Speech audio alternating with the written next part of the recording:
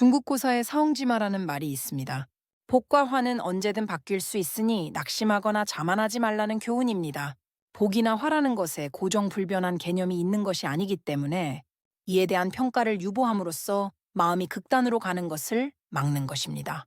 만약 차를 타고 가다가 사고가 나서 다쳤다면 어떤 사람은 왜 하필 이 시기에 재수없게 이런 사고가 온 거야? 하는 사람도 있겠지만 불교를 공부한 사람은 이만하길 얼마나 다행인가, 더 크게 다쳤으면 어쩔 뻔했어 라고 생각합니다. 이것은 실제 마음의 안정을 주는데 큰 효과가 있습니다. 첫 번째의 경우처럼 재수없는 사고를 당했다고 생각하는 사람은 부정적인 감정이 빠져 있고 자꾸 부정적인 감정인 분노와 어리석음의 방향으로 망상을 키워갑니다.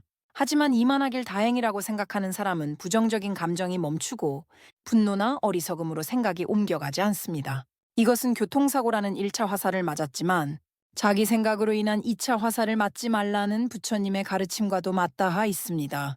남편이 술을 많이 마셔서 고민인 주부가 있습니다. 그 사람에게는 이런 전제가 있을 것입니다. 남편은 반드시 술을 줄여야 해. 남편은 내가 원하는 모습이어야 해. 이에 대한 전제가 깨질 때 분노가 발생합니다.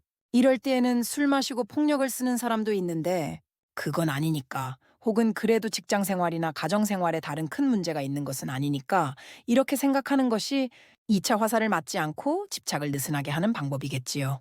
자식이 공부를 하지 않아서 고민인 부부가 있습니다. 그 부부에게는 이런 전제가 있을 것입니다. 공부를 열심히 하지 않으면 망한 인생이야. 그리고 부모로서도 실패한 거야. 이런 경우에는 지금 큰 병에 걸리거나 다른 큰 문제가 생긴 건 아니잖아. 아직 인생은 길고.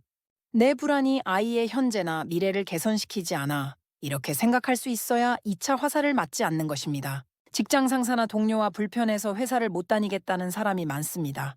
그 사람들은 직장은 편해야 하고 보수나 복지도 충분해야 하고 모든 사람들이 인격적이어야 하고 나를 이해해줘야 한다고 생각할 수 있습니다. 집착을 느슨하게 하려면 여러 사람들이 모여 있는 곳은 항상 이렇게 불편함이 있는 거야.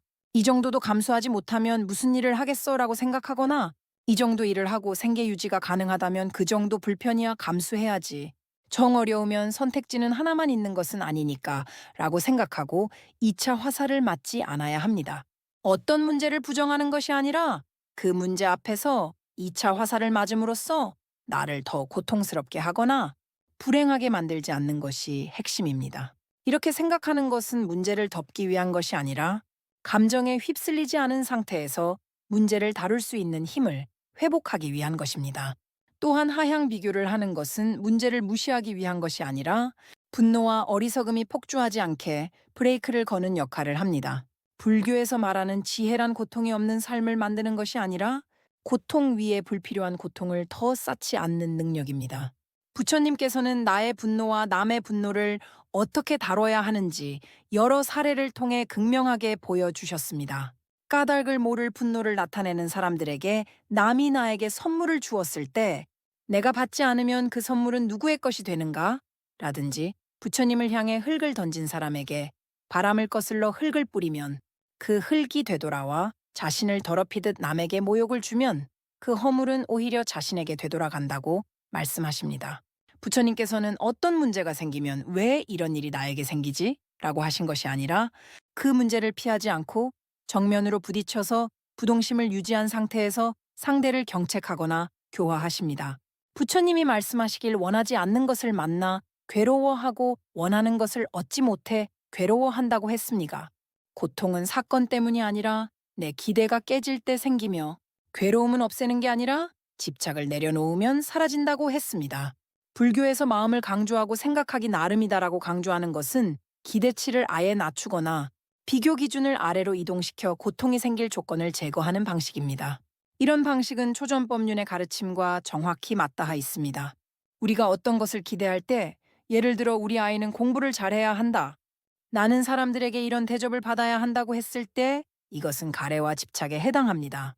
남들과의 비교 혹은 중어 집단과의 비교는 분별심에 해당합니다. 그 기준이 깨지면 고통이 발생합니다.